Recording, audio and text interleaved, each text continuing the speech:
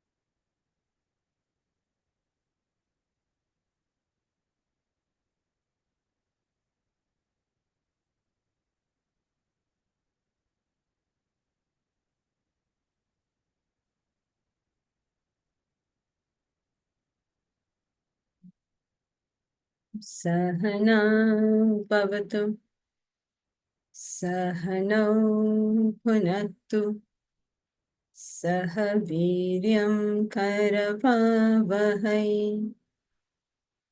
तेजस्विनावधीतमस्तु मा विद्विषावहै ॐ शान्ति शान्ति शान्तिः.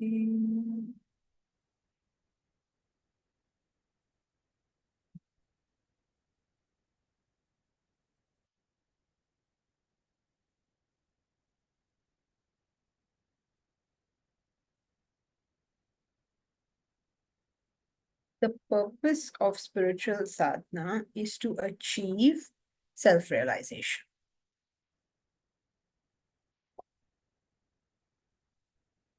When we try to do something other than that, this is compromised relation. Now, some of it is about us trying to find emotional solace, being curious about things, or even achieving wealth and health and things like that. So that is with reference to what you are trying to achieve out of it. The other thing is that you can take up incorrect practices with reference to your level. If you're an intellectual and you start doing Hatha Yoga for the sake of spiritual growth, it's not going to work. If you're full of desires, you're a yogi, and you take up meditation for the sake of spiritual growth, it won't work. So we may have a wrong goal, which means you want something other than self-realization or self-development, or you may take up a wrong process in the sense not applicable to your current state, right? So we did about how yoga has become so popular because it's so concrete. It's so different from the abstract of having to think about something. So it's very easy. It's easy to teach. It's easy to learn. It's easy to practice. Easy means easier than understanding Vedantic truths. So this is one extreme. The other extreme is getting into meditation. So I think we have to start meditation right now. Who will read? Neeru, will you read?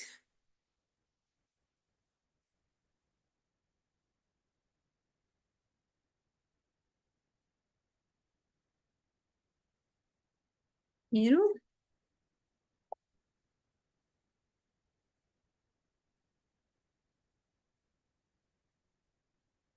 You're not able to? Okay. Sorry, I can't. Anjali. Sorry. Okay. Ayavu, can you read?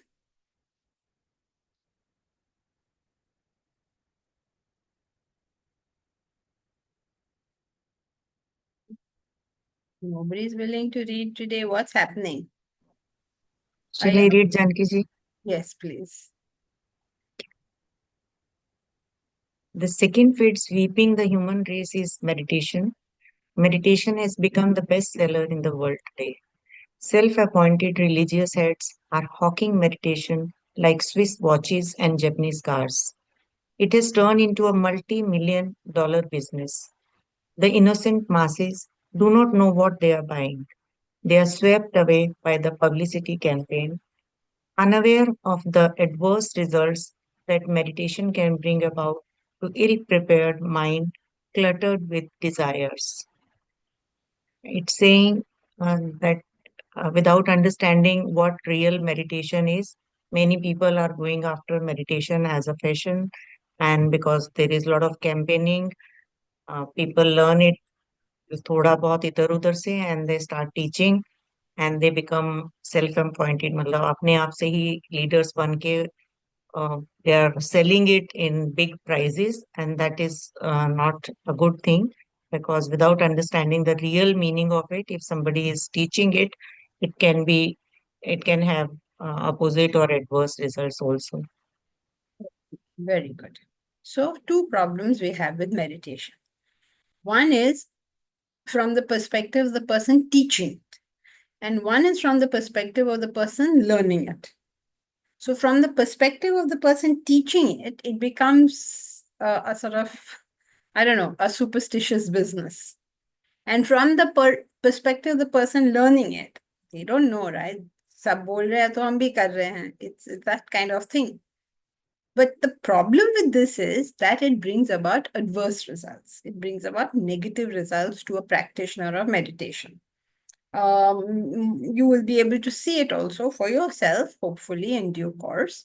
But for today, let us study what is it that they claim as the negative, because sometimes it's very difficult. You see, you've been hearing all the time about how good meditation is and how all spiritual people do meditation. And they say, we are not religious, we are spiritual, meaning what? We are doing meditation. That's what they mean. Now, what is wrong with being religious? I don't know. But people like to say, I'm not religious. Okay, fine, you're not religious. So, but the point is not religious or spiritual. The point is, are you doing something useful and beneficial to yourself and to others? So he's saying, no, you're not doing something useful and beneficial. Now, so much we heard about meditation. So your first reaction, anybody's reaction, is to say, what nonsense. Everybody is saying meditation is good. Who are you to say it's bad? So he's going to now give us the logic of this whole thing. Who will read the next paragraph? Kalyan, will you read? Yes, Janki. Let's go. Meditation is specialized training carefully administered to advanced spiritual practitioners. Yet millions flock to meditation halls without a clue of what it is and the consequence it leads to them. A simple reason for its mass appeal is the initial solace it gives to a novice. It is usually people suffering from stress and strain that take to meditation. A mind with considerable mental agitation is suddenly brought to the thought of divinity. The mind experiences a certain solace, a temporary feeling of peace, which is comforting. As a result, one is led to believe that meditation can directly bring about peace and bliss. Therefore, the practitioner plunges into it more seriously and finds himself losing his mental equilibrium. He gradually becomes more agitated, frustrated in life. Few realize where the mistake lies. Some believe that they are not putting in adequate effort. They even try harder and cause themselves greater harm. So, this paragraph is talking about one of the adverse impacts of meditation without knowing or taking to it in a systematic manner. The reason is because people who are not understanding what meditation leads, uh, and basically brings in temporary peace, which by inducing sudden thought of divinity, which leads to a temporary calmness, serenity, etc. But once that situation is gone, then the mind again becomes agitated and the desires come up. Uh, to negate that, some of them try to go full hog and say that let me do more of it, which leads to a vicious cycle. And they don't realize where the basic mistake is. Very good. So why is it that people take to meditation? Because now you heard it is very good. Then you try it yourself. Think about it, right? You heard a restaurant is very good. So you say, Acha chalo jate hain. So you went to the restaurant and you loved it. Right? Now the food was very, very good there. You liked it a lot. Now what will you do? Now you do two things. One is you will start going there repeatedly. Two is you will tell other people how good it is. Now think about what will happen. Now you told. So Elsie went to a restaurant. She loved the food. She told Deepraj, it's fantastic. I'm going again tomorrow. Okay. So now it's in Deepraj's head that Elsie said was wonderful. Now Elsie went the next day to the same restaurant to have food. Now what will happen to Elsie? She may like it again. But then she goes third day, fourth day, fifth day. What will happen? Neutralize. The joy content will go away. But she remembers that once she did it and she enjoyed it, and she keeps going back over and over again to regain that pleasure. But she doesn't get that pleasure. But now that she has started eating restaurant food every day, the adverse effects start. The same thing happens at meditation. Suppose a person does meditation. They go tell their friends, oh, it was so good. Then what happens? They start doing it over and over again. But that pressure of desires is there, right? So it bubbles out. So you're not able to regain that original state of calmness which you had got. And so you think, oh, of course, meditation is good. Everybody says it's good. I myself have experienced it's good. I'm sure I'm doing something wrong now. I'm going to try more. And then you stretch and you strain, trying to regain that pleasure. And eventually the mind collapses under the strain. So you will see, it's very, very sad. Once you understood this concept, you will see that you will be able to actually identify people. Before they say anything, you will be able to tell, this is a meditating person. Because you will see that there is something not right. Remember, I told you about that person. You ask him, what is his name? He says, I have no name. Where do you stay? I am all pervading. Hare Baba. They become crazy like that. It's like they can't behave normally anymore. You feel that they're very agitated, but they tell you that they're very calm. And they have sometimes sort of verbal diarrhea. A sense, it's sort of like just have to keep talking. You will yourself begin to see it. If you carefully understand this concept, you will begin to see it slowly. You see how people will behave strange and odd. So watch the behavior. In some time, they will tell you they are meditating. Soon it will become almost 100%. So you have to get all these experiences yourself, because otherwise you'll say, how do you know? How do you know? No, you find out for yourself, Baba. When the Bhagavad Gita has a chapter on meditation. I'm sure you all know, right? Chapter 6 is meditation. Half of chapter 6 is on controlling the mind. You told us that it's a long chapter, actually, chapter 6, right? I mean, relatively long. But most of the chapter, he spent his time saying, control your mind. But we said, no. Krishna said, meditate. He never speaks of meditation. In the entire Gita, as you study it, please note, he never speaks of meditation without pre-meditative practices. Never. See it for yourself, because most of you I know are studying the text. See it for yourself. So then of course the question becomes, then why are people doing it? Why do people do it? Shortcut. Temporary solace. Sorry, I Packaged didn't. well. Initial solace. Initial solace. I don't know what the rest of you all said, but initial solace. Immediately you feel solace. Therefore, you're convinced. You have been told all along, don't go. What is first nectar in the beginning is poison in the end. What is poison in the beginning is nectar in the end. You studied that all throughout, but when you came to meditation and it felt wonderful, you were convinced it was a good thing. It's like going to a pub, having a drink, and you're convinced it's a very good thing. Same thing, no? Just because I felt good.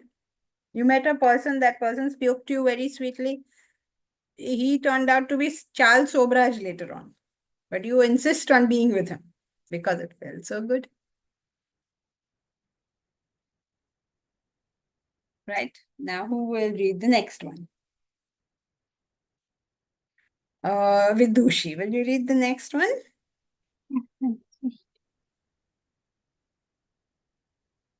The, the instant effect of peace caused by meditation can be explained from a common phenomenon experienced by people. A metropolitan businessman is generally infested with worry and anxiety. His mind is agitated, with no peace and harmony. He spends sleepless nights in his luxurious mansion. On one rare occasion, he joins his family for a picnic to the woods. The wife is organizing a meal. The children are chasing butterflies. The man rests his head on the protruding root of a tree and falls off to sleep. The very same man who could not sleep on the cushioned mattress in his air-conditioned bedroom. The reason for this phenomenon is that the environment lends a temporary charm to the disturbed mind. But the effect of the environmental peace does not last long. If, however, he repeats his visits to the same place, he will lose that temporary influence. He will sleep no more. On the contrary, his mind becomes more agitated, frustrated, without the luxury of his home. He's explaining the same thing, wherein a temporary environment of domestic charm gives someone who doesn't get sleep, um, temporarily calms the agitations of his mind and he's able to sleep. However, if he goes back there again for the same peace, he's not going to get it. So why do you get this instant peace from meditation? Because the environment lends a temporary charm. This is not only for meditation, for so many things. Right? Imagine, suppose you met a star. Some star, some I don't know, some Hugh Grant. I don't know. Who are the stars nowadays? Please, can somebody give me, who's the biggest star nowadays? What's his name? Vicky Kaushal. Vicky Kaushal. Correct? Yes, Jayashree? Vicky Kaushal. So, Vicky Kaushal. Let us say he's a star. So, he's a star. Now, you have seen him in this movie where he is this great Chhatrapati and he put up so much, whatever. You saw him and you're so impressed. Right?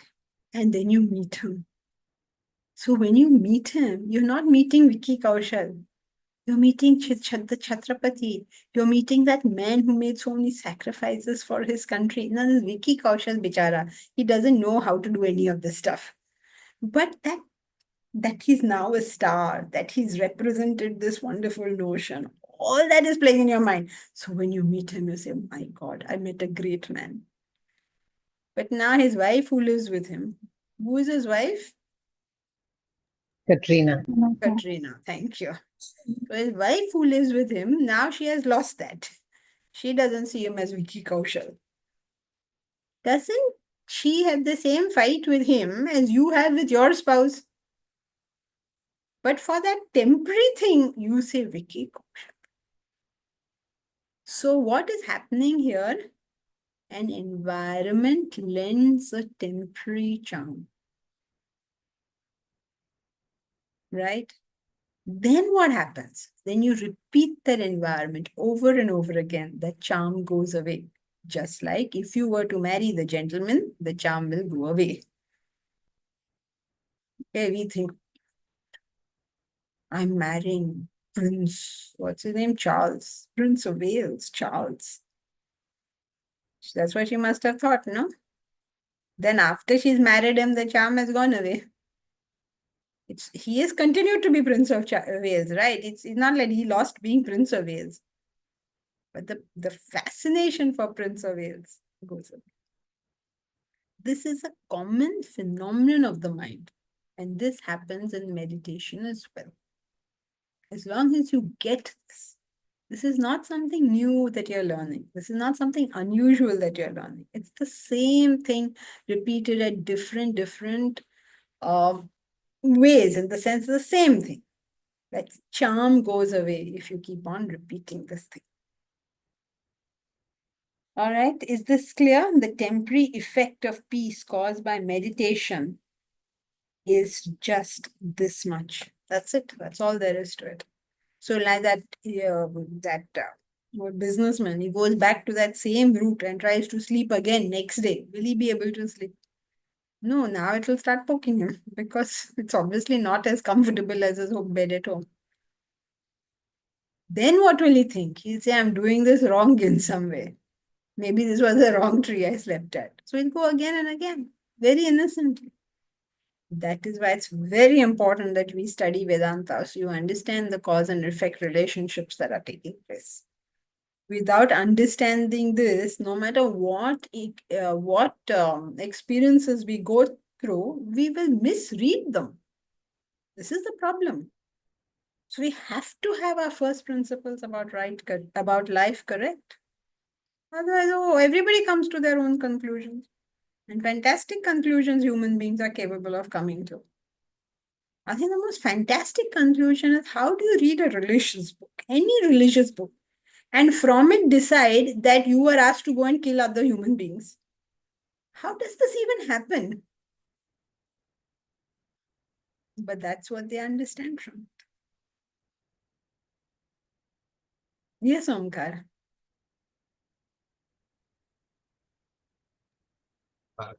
Janvi, I was wondering, that he's speaking of meditation and yoga. Can something similar not be also said for the study of scriptures, like what we are doing? I mean, without having overcome a bulk of desires, one gets to studying. There are negative effects even here. You tend to become very judgmental. You can tend to become very argumentative. You can draw your own conclusions,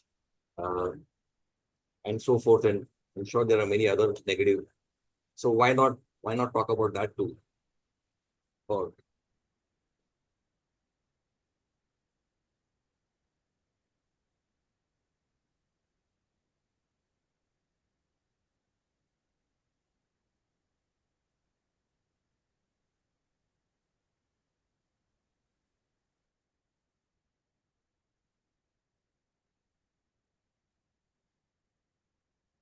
I'm trying to look up the page number for Chandrashakha Nyaya. Anybody knows the page number?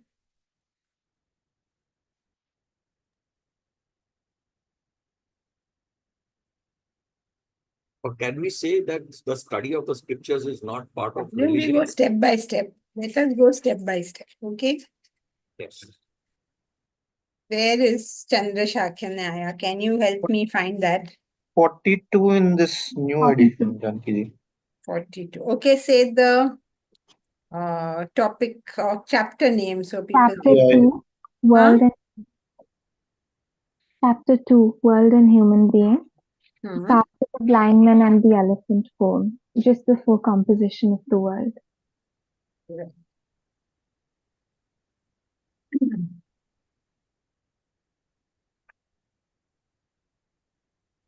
Okay, 33 in this book.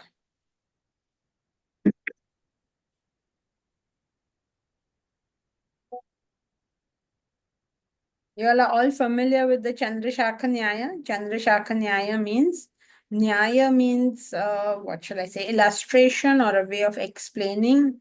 Chandrashakha, when you're pointing out to the moon in the middle of the day, you can see a slight digit of the moon, and you want to point it out to your friend, and the friend can't see it because it's a brightly lit sky. So you use a branch on the ground to say, see, look at that tree, look at the branch, and from there, look up, you'll see the moon, and the moon is seen, right? Vedanta calls itself that tree. It has got nothing to do with the moon. Now, you're saying, why don't we say that about education? He said that on page 33. He said that first. He's not going, he's saying this last. First, he said, don't get attached to Vedanta. So people said, yes, we shouldn't get attached to Vedanta. Now they're getting attached to yoga. So now he has to say, no. Hello, wait. You all are being very careful. I won't be attached to Vedanta. My guru said, don't be attached. Now you're attached to yoga and meditation. He's saying, hey, Bhagwan, maine kya bata diya in logon ko, don't be attached to Vedanta. Right? So right from the beginning, read that portion. On page 33, right in the beginning of the text, he says, this knowledge is only indicative of that truth. It is not in itself the truth. The Vedas start with them. There is a higher knowledge, there is a lower knowledge. The lower knowledge is the Vedas, the higher knowledge is the self. How much more will he say? Vedas are calling themselves the lower knowledge. So is he saying that about knowledge? Of course he's saying it about knowledge. He begins with that. Okay? Yeah, very true. The way we can misunderstand this is incredible. Every bit of this knowledge we are capable of misunderstanding. And so the gurus spend my maximum number of time saying not this, not this, not this, not this. Just trying to, don't please misunderstand. When we say stay detached from the whole world, in my mind, it translates as hate the whole world. Wait. No, wait, stop. Detachment is equal to love. Attachment is equal to hatred. So anything anybody says, misunderstand.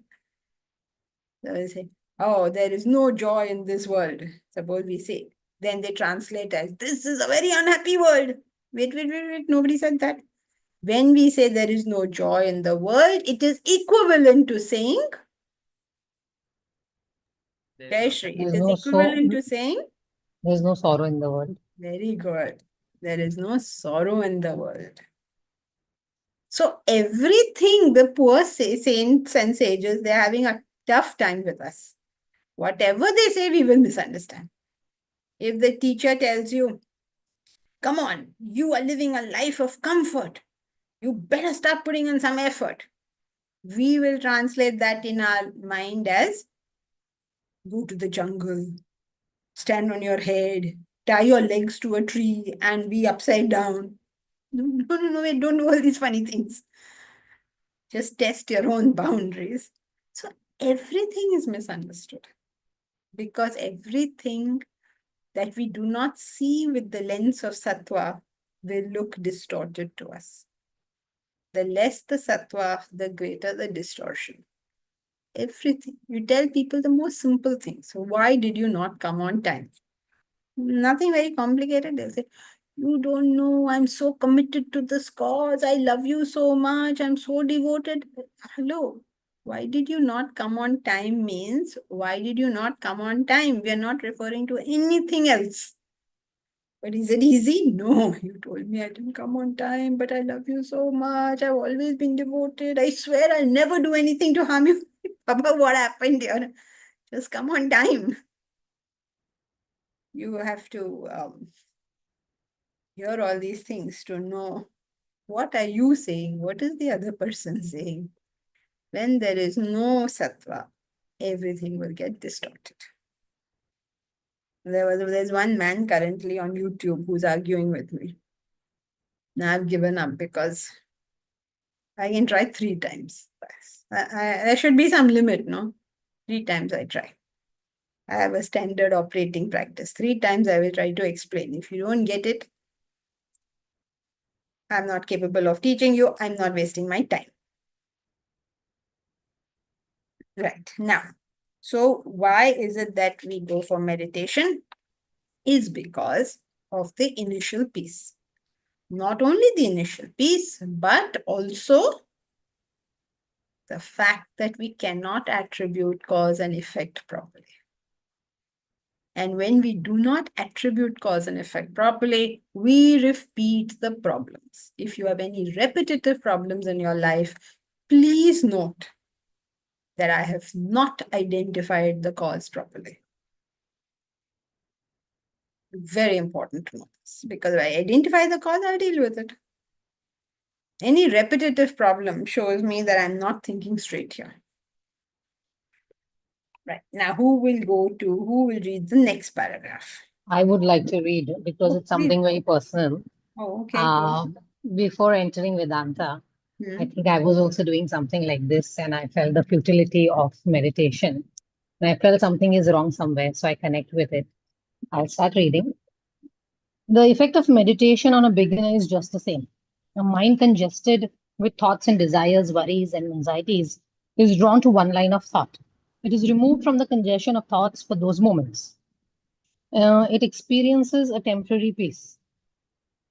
This practice thus lends the charm to an agitated mind. That feeling is lost with repetitive or repeated attempts at meditation. Some understand its futility and drop the practice, but the ignoramuses are led to believe that the instant relief is a permanent transformation of their personality.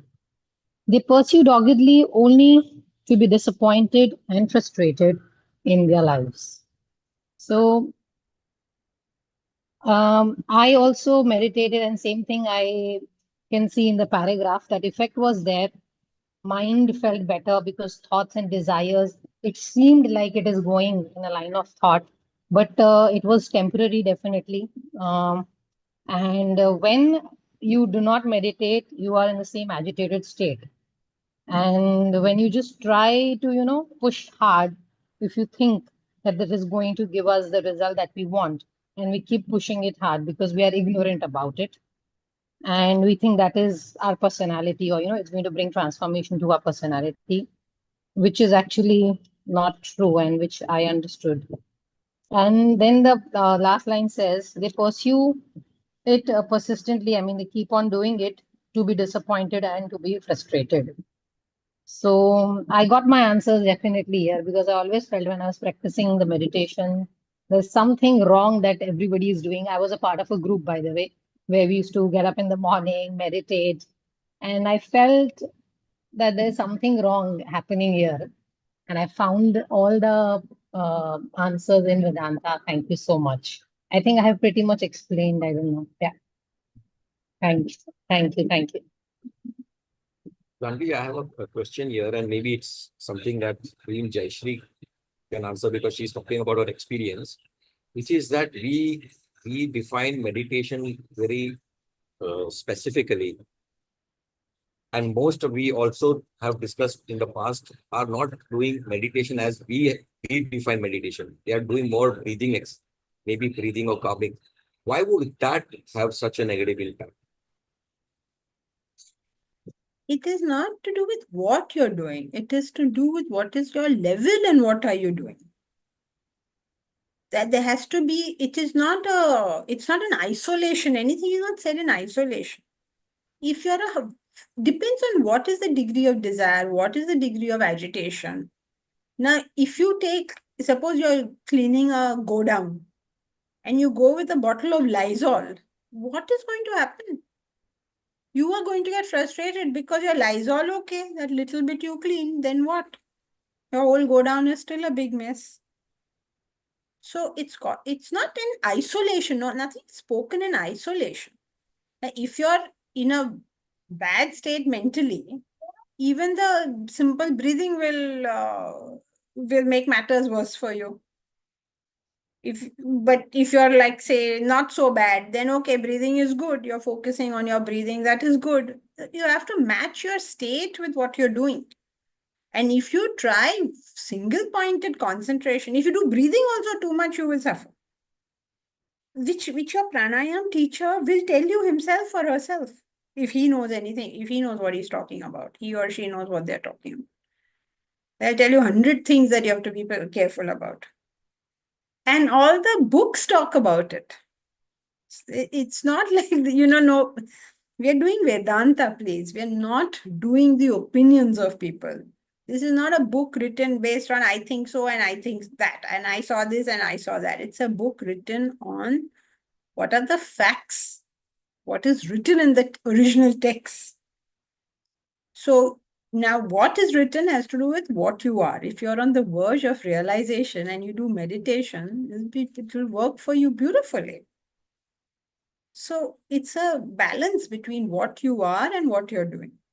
If you're a normal everyday person and they may keep you in 1 hour in silence, it will be damaging. Depends on, all these various factors.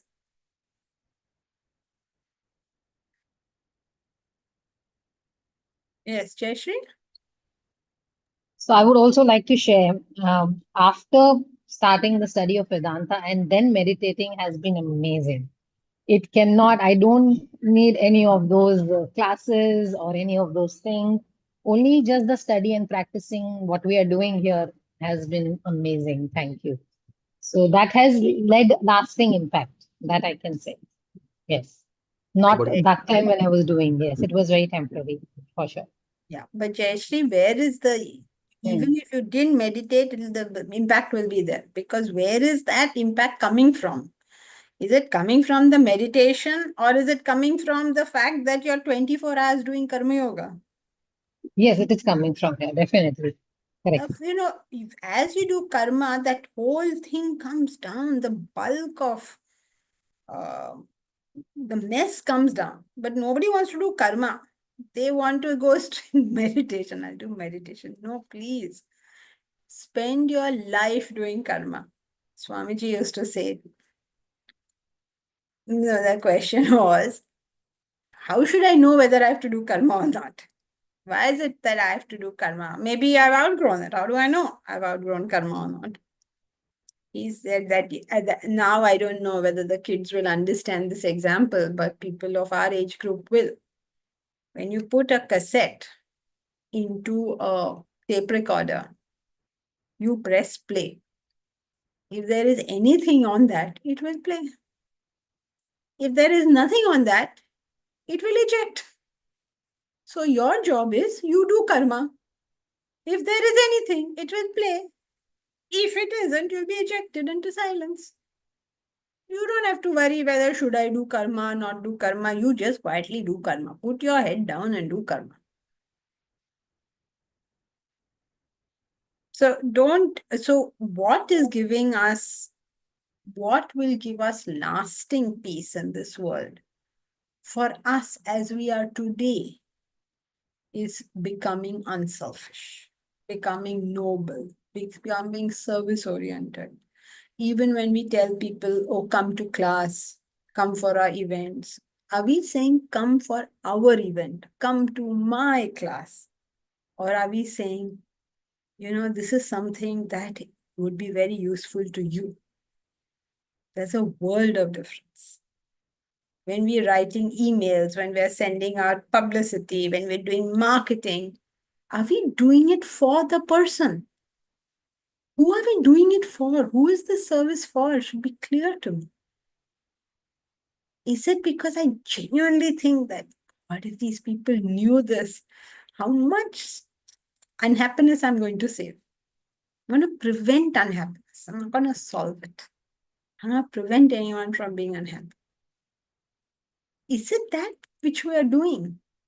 When we go to people and we say we want funds, what are we trying to do?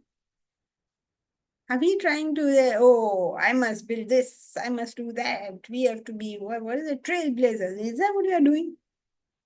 Or are we saying that here is a solution? Let us implement it. Let's all get together and implement it. And actually protect our people. And everybody has to be involved. So karma means, am I being of service when I go to work, my normal everyday work? Kalyan is the head of his company for HR. So what is he doing as head of HR? He's in a position to be of great service to all the people who work in that organization. If that is what he's doing, so I will look after these people so that these people will look after the organization. Then you're doing karma. If you say, I will go to work and get my salary, then you are part of the labor force.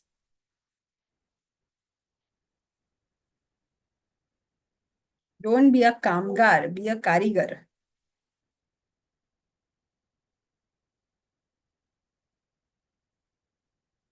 So the moment you get that change in your life, you can switch it around. I'm talking to my husband. I'm telling him that I want to go for a movie. And he's saying, I don't want to go for a movie. Or he is saying, I want to go for a movie. And you're saying, I don't want to go. Whoever wants whatever. Is your response to do with how that person feels? Or is your response to do with how I feel? That's what Omkar was telling us. Now you learn this and you think you're so great. You're so judgmental. Oh, you want to see a movie? You're judgmental for what? If you genuinely think the person needs to see a movie, please facilitate the person seeing a movie because that's what the person needs. Your whole attitude is always around what does the other person require and can I provide it? And if I cannot provide it, why don't I get the hell out of the way?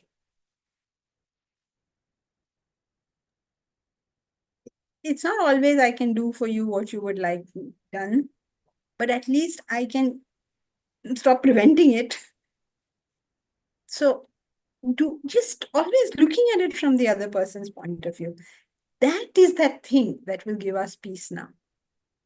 Forget about meditation. It is unselfishness that gives us peace. Can I do this? Can I look at life from your perspective? If you point out my fault, can I ask myself, do I have this fault and is my fault of botheration to you? And what can I do so that my fault does not bother you? If someone points out my fault, what will I do? First, I will start defending. I don't have this fault. Second, I'll say, if at all I have it, it's because you made me have it. What sadhaks are we? Momita. So desire is the reason meditation does not work. That's correct. Desires are the reason that meditation does not work. Correct. Premature meditation is dangerous because it represses desires instead of reducing them. Yes, correct. It represses desires. Good word. It's what is repressing desires. It is pushing them under the surface. It is trying to pretend they're not there. It's banging them down inside. So now what will happen, eventually will happen is, you pushed it down, you pushed it down, you pushed it down. So only two things can happen now. There's a force which you have pushed. So one day, A, it will erupt as a volcano. And you're forced to do whatever it is those desires were. Or B, they change form because of pressure, which is even worse. When desires change form because of pressure, you're in a really bad state because now you're never going to even know what your desire is. Now it's something else, which is not your desire. It just confuses the whole thing completely. And it's very, very difficult to come out of these circumstances. You go into these circumstances, then then you need to go to psychologists, psychiatrists, and all that, because they're skilled in that art, taking up all these various messes and then taking out each piece and then deciding. That is if they are good. The problem is there are many more people who are living wrong than there are good psychologists to convert it. back to the right track. We just don't have that many. So the ideal thing would be is let's get everybody learning the cause and effect relationship so that whoever is left, then whatever psychologists we have, they'll take care of the issue. What would be an example of a repressed desire that has changed itself? Like, for instance, take a spinster. A young girl wanted to get married. She was very excited. Then something happened. Maybe a boy ditched her. Maybe her parents did not pay enough attention, whatever. She never got married. And she was forced to live in very restricted conditions. Like, she was not allowed to dress properly because, my God, don't now, you're not even married. Don't wear all these. You know how in India, Suhagan has to wear all these things. If you're a widow, if you are not married, then you're not supposed to be that well. So whatever, everybody has their concepts. All sorts of weird concepts float around here. So now she's not married. She's not allowed to be all dressed up and, whatever petty desires. If she wants to go for a movie, she can't go for a movie. Because one of the advantage of having a spouse is you can hassle him enough to take you to a movie when you want to go. Then he knows that he won't get dinner, so he'll take you for a movie. So, but if you're not married and somebody's not so totally bound with you, and you can't see a movie. Now, who are you to go with a movie? All your girlfriends have gone with their husbands. Unless there's something where there are whole bunch of couples and they call you, then they feel sorry. Oh, she's not married. Usko le jate hain. Then you get irritated. Why are you feeling sorry for me? You see what is going on here? The end result is almost everything closes down for this person. All avenues close down. She wants to go out for a walk at 9 o'clock at night. What will her mother say? She'll say, oh, no, you're a lady alone. You can't go. Simple thing. Go out for a walk. No, you can't go. If you have a husband, you can drag your husband. Or you can fight with your husband. So it's between either taking him for a walk or dragging him or fighting with him. Some expression of that desire has taken place. But all this is not available for that person. Now for 30, 40, 50 years, you have repressed this person. Now this person is 65 years old. She can do stupid things. She can have an affair with the servant in the house. She can look at couples, youngsters, sitting and see face or something. Oh, values have fallen, culture is gone, just all like a barrage of bitterness. Because she's got one couple holding hands on worldly sea face. Now she doesn't know what went wrong. Why she's experiencing anger, extreme anger, but she has no idea what happened here. So multiple ways, it just changes.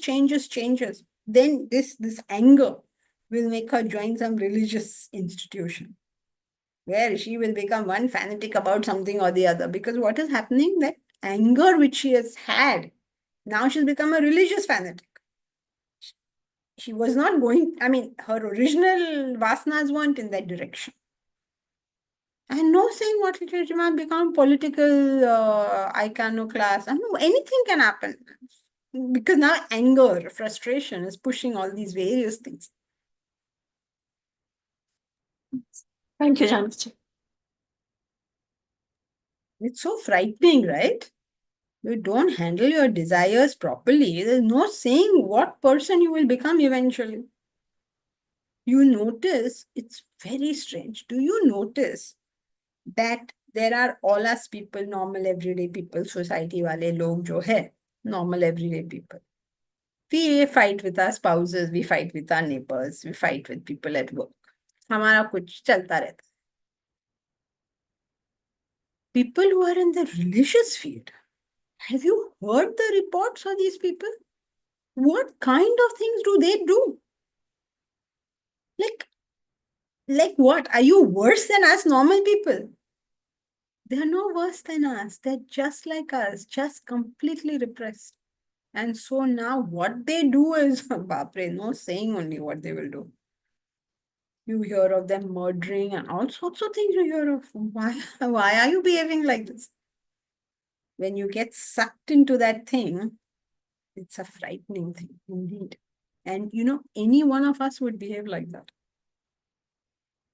So therefore, people like Osho and all say, oh, all this control of desires is a very stupid thing. You must go out and do whatever you want. Yeah, sure. See all the people who went out and did whatever they want. See what has happened to them. They're the other extreme. You can't do it this way. You can't do it that way. You better learn the Vedantic way and do it properly. Be balanced. Be based on the intellect. You can't say, okay, I have desires. I will express them. Re Baba, no, you can't do that. Say, oh, I've got desires. So frightening. I will not touch anything, go anywhere near them. No, you can't do that also. You have to very intelligently maneuver your way through all this thing. Use your head. Momita will remember husbands are of social use. Yes, great social use they are. Especially when you don't want to go to a party. They are maximum use because you can say, my husband won't be able to come. It's a great social use. Yes, Sheetal. So Janki ji, when elderly ladies or any elderly people, Yeah, go ahead.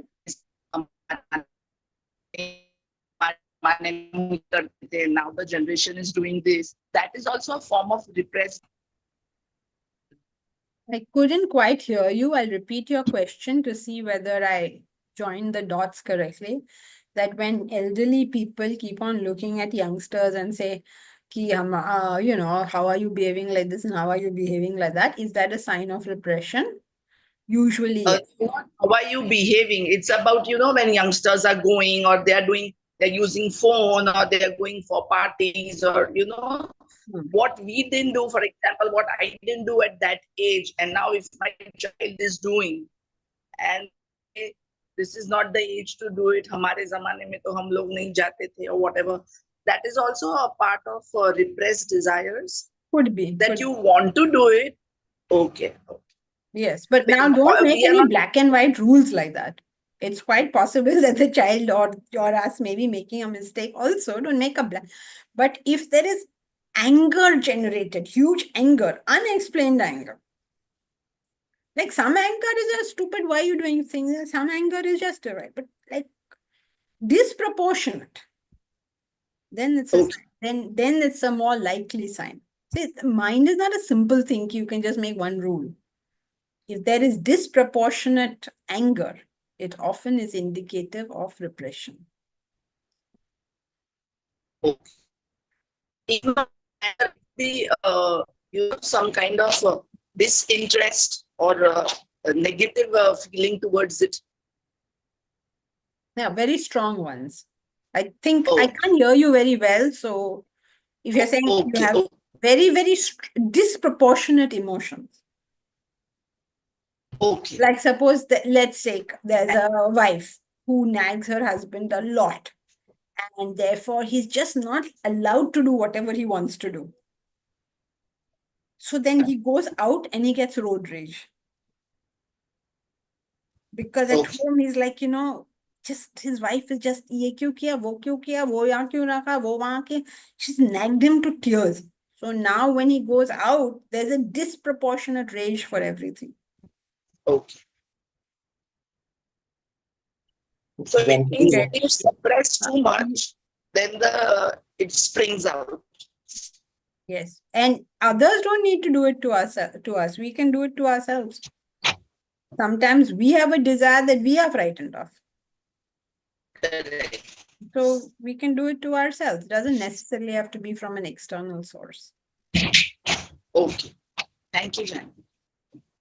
In fact, very interesting when we do it to ourselves because our object of desire and object of interruption is the same. So, there comes a hatred towards yourself, and then you treat yourself very badly. On one hand, and excessively indulge on another hand. All these complications in life. I don't know if you notice, people live very complicated lives. And it's all the result of not knowing how to deal with desires. Okay. Jai Shri. I have worked closely. Yes, Meshita. So does that mean that suppose if I am becoming complicated, for example, and I'm some way not repressing my desires, But unless I know about it and I go and seek help, how would I know that, I need help? Because nobody would help me unless I will know that I need help and I want to seek somebody's advice or expertise. So how can one find that out? You're talking for myself or for somebody else? No, for me, because somebody else that person has to realize.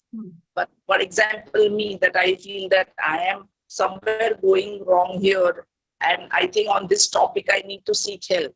So what is the right way to know that now I need to go to somebody seeking help? But I mean, you already know, right? Because firstly, everybody in class knows that something needs to be learned. Otherwise, why are they in class? Okay, so you're in class, so step one conquered. Okay. Now, step two will be, what is that specific thing I have to learn? So by the point where you're getting most uncomfortable, most agitated is telling you that you have to learn something here. That is the thing that is going to take me the longest time to learn, and it's going to be the thing that I have the most blindness on. Correct. So you know by So that will also come. Okay. But you don't really need to worry about that. If you do your morning studies, if you do your sadhana, you participate in volunteer work, you do your morning studies, you do your bhajans. It is like, it's like suppose you're writing on a blackboard and you made a few spelling mistakes in what you've written. One thing is you go and you erase each spelling mistake. The other thing is you just erase the whole thing. And then you write your sentence properly. So Vedanta is like that. You erase the whole thing and then you write whatever new thing you want. So you don't really need to go and deep dive into each thing individually. Unless it's gone a lot. Okay? So as you said that we try and live the sattva way, most of the things will be taken care of. Yes. Be unselfish. Always look at it from another person's point of view. Understand where you are. Understand where the other person is. Just do basic stuff and most of it gets wiped off. One or two things will still remain. Those one or two things we will deep dive into. Okay. Thank you. Jai Shri. I have worked closely with a meditation teacher and founder of Meditation Center who's extremely opposite of his image, what he's displaying when he's not teaching. The thing about Vedanta is that you don't need the experience. You understand that this is the way it is destined to be. Destined in the sense, और क्या होने वाला है? Once you got the cause and effect relationships, वही तो है. Then who had, yes, Kalyan. You're muted, Kalyan. Last 3-4 paragraphs, when he's talking about the adverse effects of meditation, etc. So he's going by the definition, which is that strictest definition that it is a focus on single pointed thought of God to the exclusion of others. Then it should be governed by the intellect. So he's going by that definition, right? Right. And in that by that definition, he's saying these are the adverse effects. So if the definition is changed to say that I need temporary peace and it'll reduce my agitation for that 15 minutes or half an hour, then these are not adverse effects. I don't know. If you're doing single-pointed meditation, you didn't tell me that you didn't change the definition. What you did is you said, I want 15 minutes of peace. Your definition you haven't changed. So now you have to give me a new definition. Then I can respond, right? You got what I'm saying? You said his definition was single-pointed thought under the supervision of the intellect. That was his definition. Correct. So if I change the definition, you didn't change the definition, you changed the need. So if you use that definition with a change need, the adverse effect will still come. Now you change the definition. You say, okay, in my definition of meditation, it's not single pointed thought. It is I went for a dance. Will I get adverse effects? Now depends on which dance you did. What was the state of your knees when you went dancing? What was the floor on which you did the dancing? Did you learn anything? Did you I mean, once you change the definition, you have to give a new definition. And then put it in the context and say, will it give me all adverse results? But you don't need to do that, because if it's out of the definition of the term, then we can't discuss every alternative to this, right? The definition is single pointed thought. May or may not be on God. Nobody said God. That's single pointed thought. Okay. To the exclusion of all other thoughts. Right. That means there is no thought even unmanifest.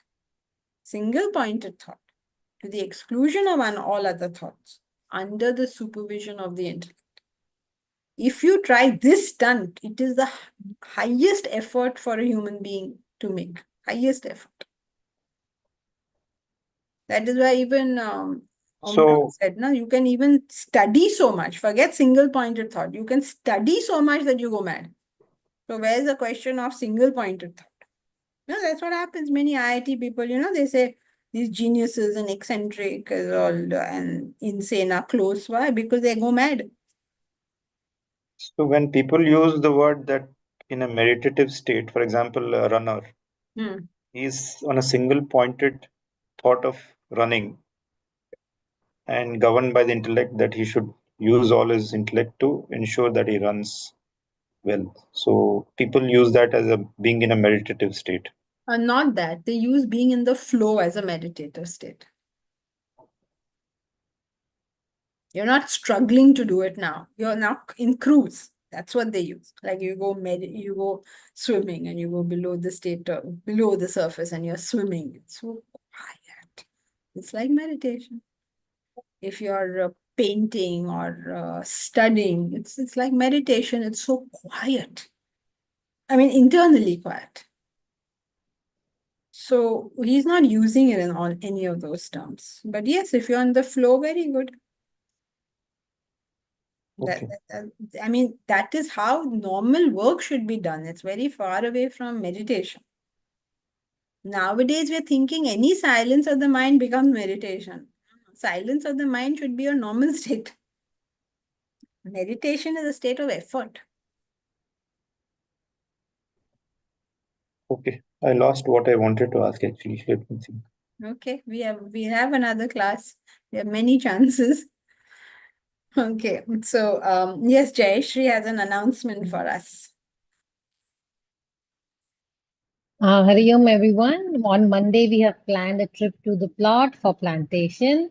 So all those who are in Mumbai and close by are invited to join us. We plan to leave around 10:30 from Santa Cruz. Halt for lunch, reach by 3:30, start planting by 4. As it will be, sun will be slightly down, and hope to see you all. Leave by 5:36 from the plot again, and be back home by 9 o'clock. So all are invited, and we have circulated the details in the group. You can join the group, our class groups, and yeah, hoping to see everyone, whoever is in Mumbai. Yes. Thank you. Dev, Hari. Surinder, I'm trying to see who all are. Chanchal, are you from Mumbai? You're not from Mumbai, right?